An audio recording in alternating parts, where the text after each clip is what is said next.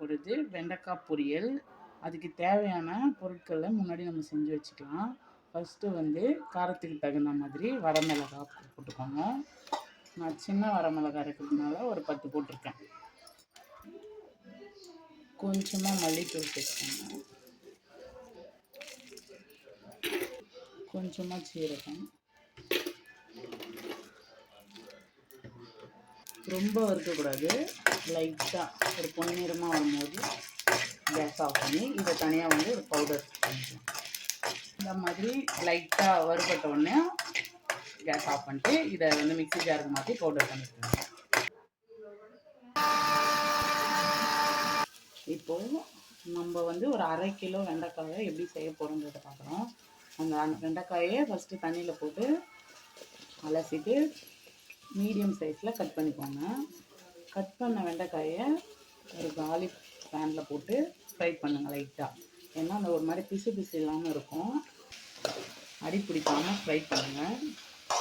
ஒரு மாதிரி பிசு பிசுக்கு தண்ணி போன உடனேயும் ஆயில் ஆட் பண்ணிக்கணும். இந்த மாதிரி ஒரு பிசு பிசுக்கு தண்ணியே இல்லாமல் இருக்கும்போது இந்த மாதிரி ஃப்ரை பண்ணிவிட்டு இதை எடுத்து வச்சுட்டு இன்னொரு பேன் வச்சுக்கோங்க. இன்னொரு பேனில் கொஞ்சம் ஒரு 1/2 கப் எண்ணெய் ஊற்றுக்கோங்க. எண்ணெய் காஞ்ச உடனேயும் அதில் இந்த வெண்டைக்காய் வச்சு போட்டுக்கோங்க. எண்ணெயிலேயே அப்படி ஃப்ரை பண்ணுங்க.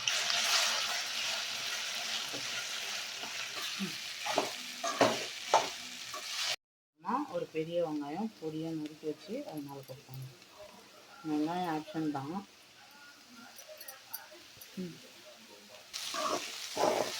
வெங்காயம் போட்டோம்னா ஒரு மாதிரி சோர்த்து தன்மை இல்லாமல் இருக்கும், சாப்பிட்றதுக்கு டேஸ்ட்டாக இருக்கும். அதுக்காக தான் வெங்காயம் லைட்டாக வதங்கினதும் மசாலாவை தூவி விட்டுக்கலாம். அது கூட வேர்க்கடலையை மீடியமாக பவுடர் பண்ணி வச்சுருக்கோம், அது கொஞ்சம் சேர்த்துக்கலாம். நல்லா கொஞ்சம் வதங்கினதுக்கப்புறம் தேவையான அளவு உப்பு போட்டுக்கோங்க. கூடவே கொஞ்சமாக மஞ்சள்தூள்.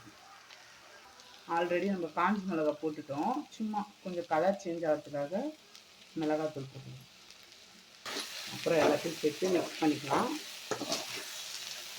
அவ்வளோதான், ஹெல்த்தியான டேஸ்டியான வெண்டைக்காய் பொரியல் ரெடி. தேங்க்யூ.